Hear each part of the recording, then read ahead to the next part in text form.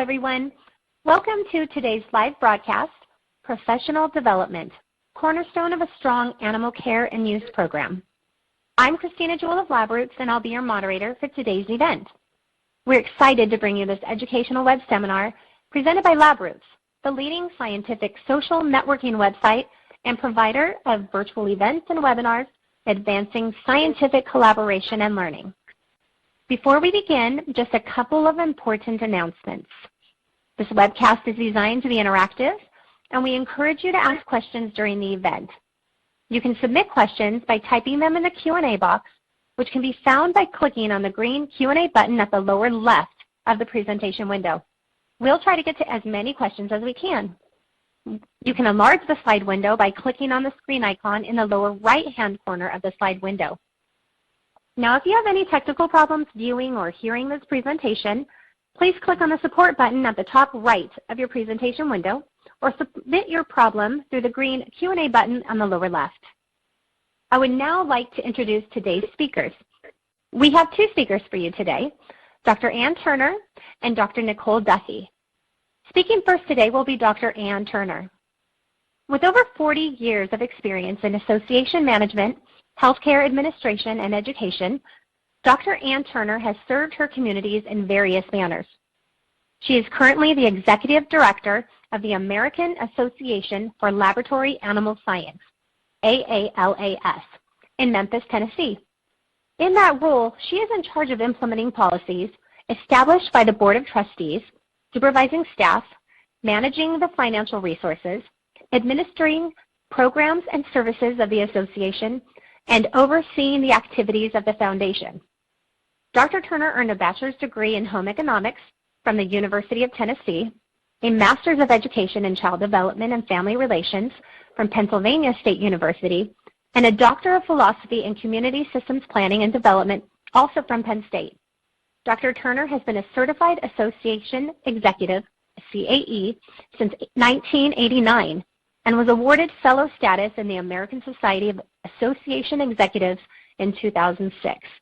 She served on the board of directors for ASAE and the ASAE Foundation 2011 through 2013, and currently serves on the ASAE Foundation Research Committee, and is a member of the University of Tennessee Health Sciences Center, IACUC. I will now turn it over to Dr. Turner for her presentation. Dr. Turner? Thank you, Christine. Today's presentation will focus on the importance of professional development and its impact on developing and maintaining a strong animal care and use program. Those who work with the animals in the laboratory setting have one of the most consequential assignments in the research arena. They provide the foundation for quality research. Professional development can be defined as a combination of education, experience, continuing competence, professional development, and personal commitment. Professional certification is an external recognition of an individual meeting predetermined standards. Professional development programs offered through the American Association for Laboratory Animal Science, including the AALAS Learning Library and the AALAS certification process, will be presented as examples of professional development resources. There are many ways to deliver training. Traditional classes, which are led by an informed instructor, may be the best method for some types of education, particularly in the area of imparting knowledge to groups. Learning by doing may be best when learning skills and techniques. Some people learn by reading books and articles. Others learn better by interacting with a computer or other electronic device, whether individually or in groups. Flexibility and being able to adapt to the learner's needs is critical to developing an effective training program. Facilities are faced with many challenges in developing a world-class training program. Consideration must be given to who is trained. Varying levels of background, educational level, experience, and understanding are represented in most facilities. Animal care staff require a wide range of knowledge and skills encompassing husbandry, animal behavior, observation skills, and a myriad of animal care and research techniques. Research staff require scientific training, as well as research methodology and animal care techniques. Supervisors require advanced training in personnel, budgeting, compliance, management, and human resources. Other audience which may require training include the Institutional Care and Use Committee or the Animal Ethics Committee, those members who may need training in regulations, decision-making, ethics, and research methodology. While it's not always thought of as a training, providing information about your programs, your achievements, your progress to institutional officials and decision makers is critical to organization success. Consideration should be given to the learning setting because different topics are best delivered by various methods. The objectives of the training must be incorporated in the planning process, and documentation of training is mandatory in many facilities and is desirable even if not mandated. Another challenge is language. While English may be the official language of science, it is often not the native tongue of the people who work in the facility. Indeed, there may be multiple languages spoken and understood.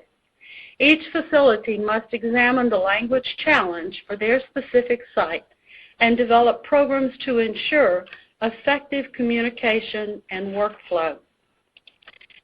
In developing an institution-wide training program, the goals for 4 main audiences must be considered. The investigator training, both basic and problem-focused. Animal facility staff training incorporates new staff or basic training, as well as the more seasoned staff training. Perhaps your facility only has mice, and you're now adding rabbits. You would need training for a new species. Training is sometimes used as a corrective or remedial action, perhaps for noncompliance, or more frequently, for lack of or improper skills.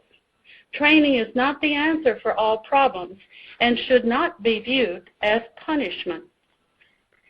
The animal research field has gotten more sophisticated with the use of genetically engineered animals, biohazardous agents, and advanced technology. Trained and competent personnel are a cornerstone of any animal care and use program. Training in laboratory animal science has developed as the field has progressed.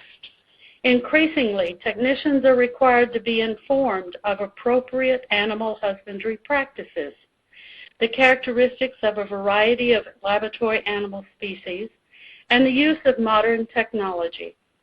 Because veterinary technicians are widely recognized as valuable personnel for animal research, training programs for veterinary technicians throughout the United States often include laboratory animal science courses in their curriculum. Institutions have the responsibility for providing animal care and veterinary technicians appropriate training on topics of regulations and ethics, species-specific biology and husbandry, procedures of animal use, animal welfare in research, facility equipment, operations and monitoring, and occupational health and safety equipment and practices. Education and training is primary to the American Association for Laboratory Animal Science, as reflected in the core value statement for the organization. Our programs and services are dedicated to building and disseminating knowledge to those who work in the field of laboratory animal science. The American Association for Laboratory Animal Science, and I'll refer to that as AALAS from now on out, contributes to the professional education of personnel in the laboratory animal field as a way to advance the humane and responsible care of the use of laboratory animals. AALAS has over 40 years of experience in education, certification, and continuing education of laboratory animal technicians and managers. AALAS offers a certification program for technicians and one for facility managers. The range of educational resources provided by AALAS prepares individuals to work with laboratory animals and supports the professional development of technical and managerial personnel. AALAS serves all personnel in animal research. Some of our certification research sources, we offer them both in print and some online. And conferences are central to AALAS's mission. There are 2 areas of professional certification, 3 levels of certification for technicians, and a certification program for managers. The AALAS Technician Certification Program sets professional standards for the advancement of laboratory animal care. The program was developed to recognize professional achievement and provide an endorsement of a technician's competence in laboratory animal science. AALAS offers technician certification at 3 levels. The Assistant Laboratory Animal Technician, which is basically for people entering the field, the new hires, the first-time people. The Laboratory Animal Technician is for the more advanced, the people that have been working in the field for a period of time. And the Laboratory Animal Technologist is the highest level of technician certification and focuses on people that are providing more of the techniques. What content areas are covered by the technician exams? They're divided into 2 principal areas of work-related responsibility: animal husbandry and health and welfare, and facility management. The specific percentages for each area vary depending on the level of the exam.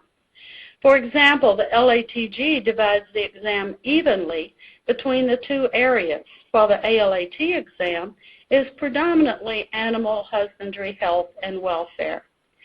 More information is listed in the Technician Certification Handbook and on the AALAS website.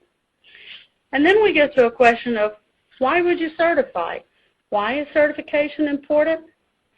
AALAS certifications give you present and future employers the confidence that you are competent in the lab animal field. Certification is helpful as a criterion in performance, evaluations, and promotions. Certification builds confidence that you are recognized and you are knowledgeable about your job. The process of pursuing your certification helps you evaluate your strengths and your weaknesses. And it enhances career satisfaction and is part of professional as well as personal development. And important to all of us, we do have statistics that bear out it increases your salary potential. Once you're certified, that's what the R stands for. The R in front of the certification level denotes continuing competence.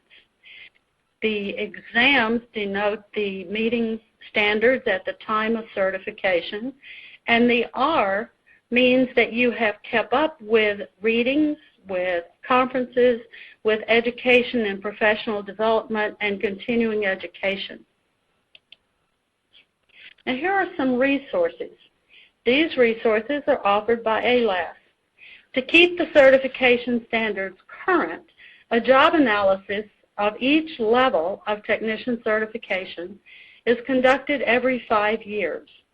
Based on information gained through that job analysis and the research that is inherent in that job analysis, certification resources are updated and the examinations are revised every 5 years. They keep current with the newest knowledge in the field, and they're all done in tandem. Now, why was CMAR created? Why should a manager become certified? The CMAR certification gives you present and future employers the confidence that you are competent in the lab animal field. Certification is helpful as a criterion in performance evaluations. It builds confidence, as we've said before, in the knowledge about your job. And particularly the CMAR was created because companies were looking for credentialed managers. Many of the people within the lab animal science start out as technicians and have backgrounds in animal care, animal husbandry, animal welfare. And they needed credentialed managers to put that layer of management knowledge and management skills on top of their knowledge about the animal care side.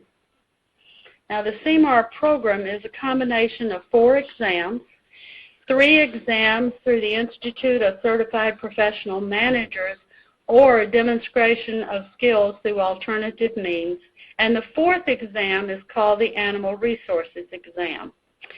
If you take the ICPM exams, you must contact ICPM, which is the Institute for Certified Professional Managers, fill out their application and pay their fees. Then they allow you to take any of the 3 exams at your own pace and in any order. But it must be completed within a 15-month period. The Animal Resources exam is administered by AALAS, and that carries a separate process. So we combine specific information about animal resources, managing an animal lab, with general management skills. And in addition to certification resources, AALAS produces a wide variety of general resources, such as books, reference books, DVDs, posters, recordings, study aids, and our foundation produces a lot of materials and public outreach to help you deal with your community and help you tell people what you do. Now, the webinars, that's one of the newest programs. These programs feature experts on diverse topics and are geared for different audiences. There are 10 of them offered annually. We usually take Christmas off, and we usually take the month that our national meeting is offered. We do not offer webinars during that month. The webinars are offered worldwide. Group training, it's an excellent group training opportunity because you can have as many people at the local site as you want. The fees and sign-up process is by site. And here's some of the webinars we had in 2016. You can see its variety of topics, and it shows the diversity of the programs. The webinar is very cost-effective. It's $150 for the general fee, and an AALAS member gets a discounted fee of $99, and that's per site. And you can have as many people as you want. The topics are Voice of One was how you talk to people about animal research. There was some on security. There's some on mouse colony management. There's some on euthanasia. There are some highly scientific, methodology-oriented webinars, and some that are geared more toward public outreach and toward animal welfare. Now, AALAS is perhaps best known for its national meeting. It's the largest gathering of lab animal professionals in the world. This year's meeting is in October, and it's in Austin, Texas. The program features large keynote sessions and lectures, special topic lectures, workshops, seminars. There's over 200 for you to choose from, and you can match the learning which suits your needs best. Plus, you meet thousands of folks from all over the world, and you have ample networking opportunities. The trade show is the largest in the field and features approximately 300 exhibitors, so don't plan to see it in one afternoon. You're going to have to allow time for the trade show. Another hallmark face-to-face educational opportunity is the Institute for Laboratory Animal Management, which is held over 2 years. That's 1 week in successive years, and it's held in Memphis, Tennessee.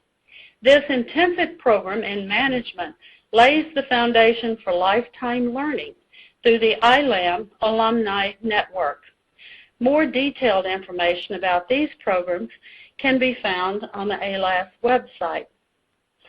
Now it's time to turn it over to Dr. Nicole Dufee, but I think we go back to Christine first. Yes, that is correct. Thank you so much, Dr. Turner, for your presentation. And our next speaker, yes, is Dr. Nicole Dufee. Dr. Nicole Dufee is the Director of Education and Scientific Affairs for the American Association for Laboratory Animal Science. She leads the AALAS Learning Library development team for the online learning platform and courses in laboratory animal science. She oversees and contributes to print and digital publications of AALAS educational resources. She directs the Grants for Laboratory Animal Science program. Dr. Dufee is a former president of the Laboratory Animal Welfare Training Exchange, LAWTE. I would like to turn this now over to Dr. Dufee. Dr. Dufee? Thank you, Christina. Well, welcome. I'll start with an overview of the AALAS Learning Library, which we call the ALL. Then I'll conclude with a brief tour. The ALL was launched 14 years ago in 2003. It has grown to offer over 200 courses, and I don't think we'll ever be done. Course development is an ongoing process, so this number will continue to grow this year, in the future, and I think over our lifetime. Also ongoing is the review and updates of our courses. This takes place on a 3-year cycle and as needed in between times. The ALL also continues to grow with the number of organizations that uses it. 350 now subscribe to the ALL. We have 250,000 users, and we are approaching 2 million certificates awarded. Many institutions subscribe to the ALL for compliance training and animal research, so investigators are our largest audience. Our next largest is animal care technicians for training in laboratory animal science and preparing for technician certification. IACUC members, trainers, and other personnel use the ALL as well. For researchers, the top courses are Working with the IACUC and any of the series of Introduction to a Species or the more advanced Working with the Species course. And other examples are aseptic technique for rodent surgery, inhalation anesthesia for rodents, and pain management, and there's so many. There are also a series of courses on bioimaging, biosafety, and transgenics. The transgenics courses are our newest library. 5 courses have been completed, and we're very excited to be launching the remaining 4 by summer for a total of 9. Like the biosafety program, completing the transgenics courses will confer an overarching program certificate. IACUC members use courses like Essentials for IACUC Members, Post-Approval Monitoring, and Semi-Annual Facility Inspection, as well as on federal regulations and guidelines. Species-specific courses are especially helpful for community members or other IACUC members who may not have that animal expertise but need to inspect facilities, for example, where these animals are housed. There are also biosecurity and ethics courses that are helpful as well. The ALL offers a wide range of training for animal care staff, from preparing for technician certification, learning about regulatory mandates, to continuing education. Technicians can earn CEUs to maintain their registry status with AALAS. Some courses are aimed as resources for trainers, and a few examples are shown here. Furthermore, trainers typically assign courses to staff as perhaps prerequisites before attending a scheduled hands-on biomethodology session or receiving protocol approval. There are 4 types of subscriptions on the ALL. 3 of them are groups: institution, branch, global partner. Institutions have the most authorities because of the employment relationship among staff. Branches and global partners have many of the same functionality as do institutions, but without the employment relationship, the transcript data are held confidential. All 3 groups have management tools and roles for group administrators to manage access by personnel. Finally, individuals can subscribe to the ALL themselves for full access to courses, exams, and transcript documentation. But also, without a paid subscription, people can enroll in the ALL, and in that case, they're limited to the free courses only, which are actually quite substantial in number. And the benefits of a group subscription include designating personnel to serve administrator roles for the group. Each group has a primary group coordinator, one person, who's in charge of the group. But the other roles can be filled by as many personnel as needed to satisfy the needs of managing the group. So there can be secondary coordinators, and these manage personnel as well as view data records, and they can set up training plans, which we'll talk about later. Monitors can view records, but they can't manage users. Authors, they're given roles to review or edit courses for the group. Custom courses can be created or adapted from an AALAS course, and these are restricted for use within the group only. Training plans allow a group administrator to efficiently assign a batch of courses to one or more users in one stroke. And I'll demo that later. Institutions have transcript reports for varying body compliance. These can be downloaded manually or automatically. AALAS reports can be uploaded into an institution's own learning management system. And I mentioned that courses can be customized for an institution.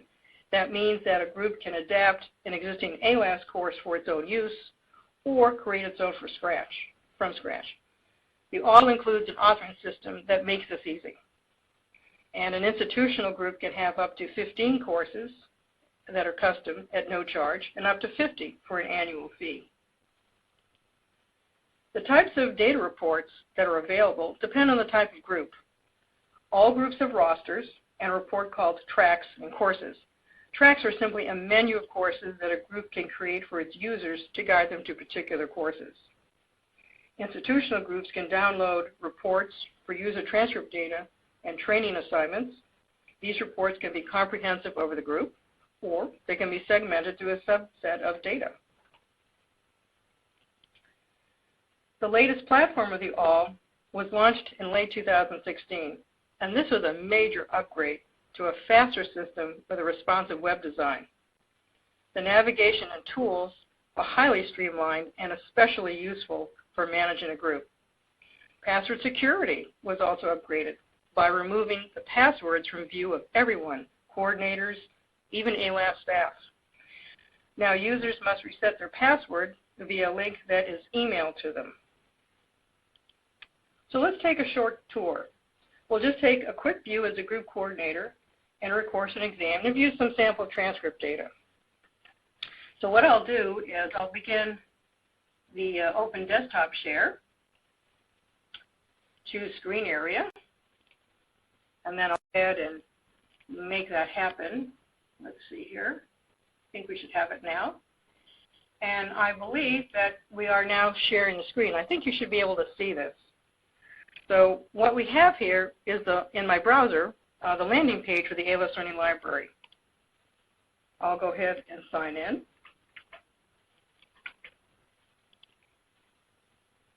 And now I'm at the dashboard. I'm signed in what I call a sandbox group. It's a test group, and all the data here are demo. There's no records for any one individual. I am the group coordinator. This is my cat's photo. And before I show very much to you, let's start with the Help Center. I think it's a great place to start. Here we have 4 topic areas, sections, that have articles about using the ALL in general, managing a group, managing your account, and working with custom courses. At the bottom, I have 3 recorded videos on how to use the ALL. The first one is less than 10 minutes long, and it's aimed at anyone using the site. So it orients you to taking a course, looking at your transcript, your profile, and things like that. The second one, which is group management video, is about how to manage a group, and that's about an hour and 20 minutes. And the third one, to the right, is a little bit under an hour, and that's for working with custom courses. So you have a lot of tools at your disposal on how to learn how to use the site. But of course, we still encourage people to call us and let us help them get oriented. So if you had, for example, you wanted to search a term, you might put in something like the SEAT, which is the access that everybody uses to enter courses and exams and get documentation of their training activity. You can click search, and it'll guide you to a link of that article in one of those 4 sections. So let's go back to Group Coordinator and take a look at the console. And this is really where most of that work is done for a Group Coordinator. Now, before we get into the details of this, we might ask the basics. Well, how do we add members to our group? And there are 4 ways. We can add a member right here, adding one person at a time. We could use the auto-generated username or supply a different username and fill out the rest of the information and assign or not assign a seat based on whether it's clicked, and then click Submit. We can also upload a spreadsheet of people. After I download a template, open up the spreadsheet, and then I could fill in as many people as I wanted for some information and then go ahead, save it to my computer, and then upload it when I'm ready to do so. A third way is to allow people to enroll themselves but associate themselves with your group, and that's through what we call the access code. We go to the group profile, and here is this code that's under control of me as the primary group coordinator, and I can change this at any time and thereby expire old versions of this access code.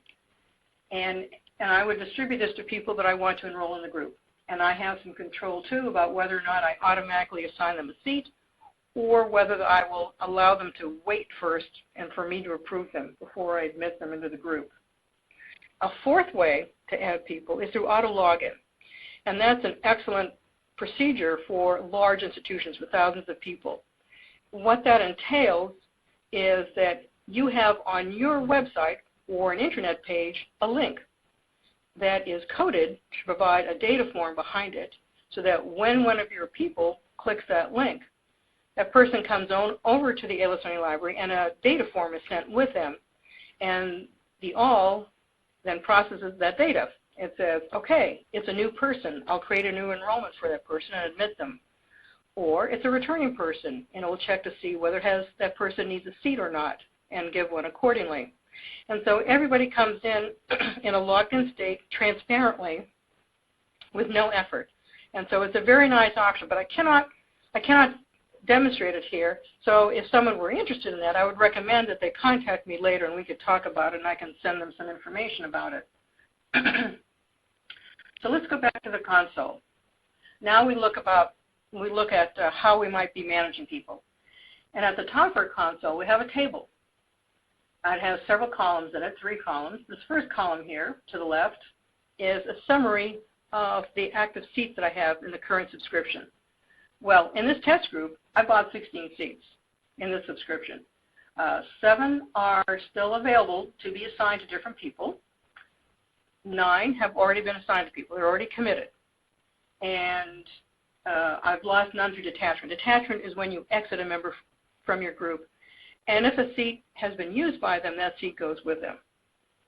The central column here, the second column, has a summary of my group members. I have a total number of 10 people in this sandbox group. 9 of them have been given a seat and 1 of them not. And over on the far right, in this column, we have a little bit more information about the people with a seat. And this tells me how many have not used their seat. And an unused seat can be released from a person and given to another person within the group. So it's not a commitment until somebody has actually entered a course or an exam, and then it becomes committed to the person. So looking down further, we see some search utilities. This first one is a global search that if you enter a text string, you would search over name, email address, seat status, as in this column here, role, and if I were to append place an exclamation mark in front of that search term, then that term would be excluded from the search results. I can also search on specific fields, username, last name, first name, or seat. And below that, in my headers, I can click on those headers and sort them alphanumerically, A to Z, Z to A, like so. And I can do that last name, first name, and so forth. And then I can also click on training assigned, and to see who is not trained, click again, see who is trained by the check mark. And on the far right, I have these icons that are dynamically set to correspond to a person's status. So the first icon you'll see is that we see thumbs down in some of these rows, and probably don't have any. Yeah, I do have a thumbs up. The thumbs up is to approve a seat. The thumbs down is to release a seat from someone who has not yet used it. And where it's missing, that seat has already been accessed and now committed to the person. And then sweeping to the right, the next icon is profile and training, so I could look up the person's information, also a tab for their transcripts and a tab for their assignment. I can send a password reset email to that person. I could manage roles. So, for example, I could, on an individual here, I might say Ashley Verbit. I could make her a coordinator or a monitor and possibly an author, and then click submit. And then she now has the labels for those two roles. The next icon is assign training, which I'll demo a little bit later. Then assign authoring, so that if I have custom courses, I can assign to particular individuals which courses I want them to review and or edit. And the final icon is to detach a person or exit them from the group. And you can undo it. So we have a way to bring them back if a mistake was made or they return back to your group. So let's talk about the training plans. We can have as many training plans as we want. A training plan is just a collection of courses that we pull together, and we're going to be assigning to one or more persons over and over and over and over. And we can call it anything we want. The name is not important because only coordinators see the name. The people who receive the courses just see the courses. So let's take a look at what's in this training plan. I have some control over how long they have for a deadline, 30 days from the date that it's assigned, or up to 1 year. A retraining interval, which could be never or up to 5 years, and also a feature to auto-assign a training plan to every new person that comes into my group, or not. I have it turned off. Now, in my training plan, I have these 4 courses: working with the IACUC, common compliance issues, pain management, aseptic technique. And under each one, I have choices for the type of activity: exam only, course only, or both. And you can see I've selected the same for all. And I could remove one here. And on the far right, I have our available courses, which I could drill down to, and through like a drag and drop, I could add another course if I wanted to, or not. Whatever changes we'd make, we'd want to make sure we submit. So coming back to the console, I might select, now when I turn a row green, like when I have the mouse on that row, that person is selected. But if I want to do a hard select, I put a check mark in this box. And let's check a few people. So we have 4 people. And I'm going to go ahead and just click one icon on one row, assign training. And all these 4 people, including myself, I will assign training to, yes. And I'll choose the training plan. And if I had other training plans, it would be listed here. I can also veer off into our list of courses and assign individual courses to any one particular person. So I'm not limited to the batch. I can become flexible. So I'll go ahead and click submit. And now you see all the new check marks that are here that these people have that assignment. Now what it looks like for a person who's been assigned, I'm going to go ahead and refresh my screen, because the next time I would log in, this is what it would look like. I would have a new button here called Assignments, which has the number of courses that I'm assigned in a little red circle, and we could click that button. And look, I had added that course after all, so I actually have 5 courses here. Each title here is a link to enter the course. I have also received information here about what the activity is I'm supposed to do and the due date. So let's go ahead and enter a course. Now, if we wanted to do that, we have several ways to do that. We can put in a course title, like a keyword, and search for a title. We can go through our menus here, the AALAS Library's menu or the group's own tracks, which are their menus. As a dashboard, I have a list of courses that I've been in recently in case I'd like to click one and resume where I left off. Or, as we saw today, I now have these assignments, so I might take one of these courses perhaps. And here's my start. And so now I'm proceeding through the lesson. And there's navigation at the bottom here to proceed to the next or a prior lesson. I also have navigation to skip around to other lessons.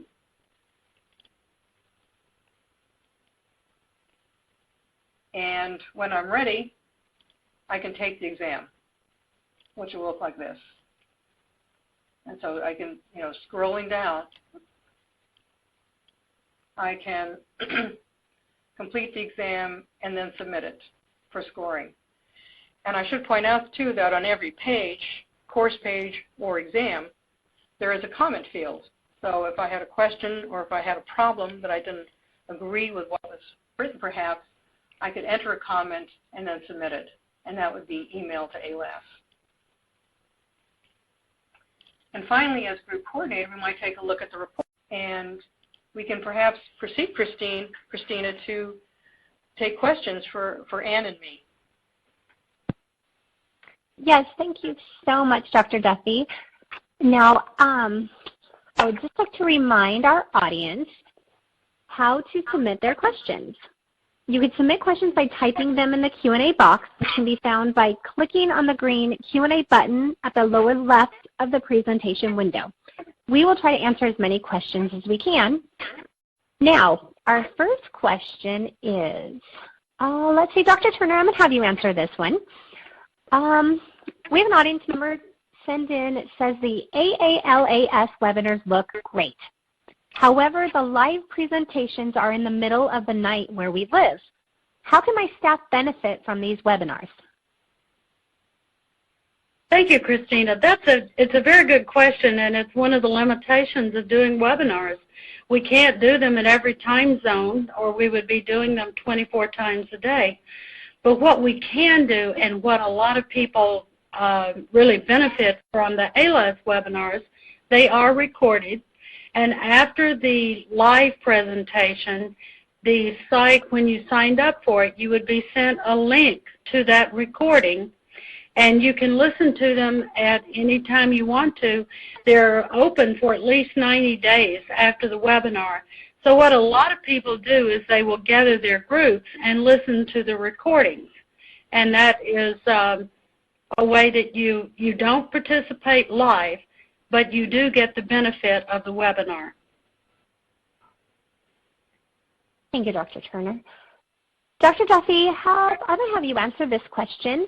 What kind of support does AALAS provide to users of the ALL? Well, pretty broad range of support, because we recognize that the people need help learning how to use the system, especially as group coordinators and authors. And we recommend that new groups or groups that at some pivotal point in managing their group contact us to help us talk them through how to do those steps. So we often provide email support, telephone support, and we're glad to do that.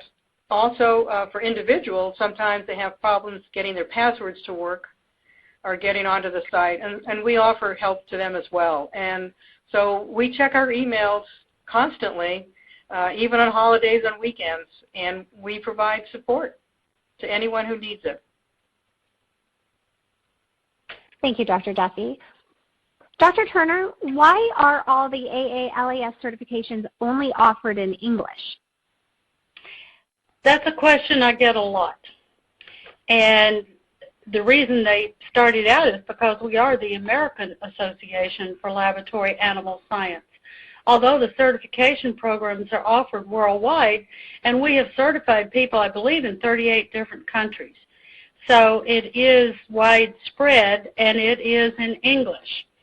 The reason that the certifying body determined was because English is the language of science. Now that also leaves open that there's a lot of people working in laboratories that English is not their native language. And some laboratories will use the certification study materials to help the people learn how to converse in English. They will use it to actually teach English. Some of them will translate into another language. Some of the courses that the certification is based on. However, the exam is in English, and the primary reason for that is psychometrics of the examination. It's part of the intricacies of offering a certification program, is that you have to make sure that each exam in each language you offer is psychometrically sound. And once we offered it in one language, we would have to offer it in any language required. That's part of certification or requested. It's part of certification law. Dr. Turner, I had another question come in that's pertaining to the one you just answered, so I'm going to have you answer this as well. They asked, can I translate AALAS materials from English to another language? Yes, you can.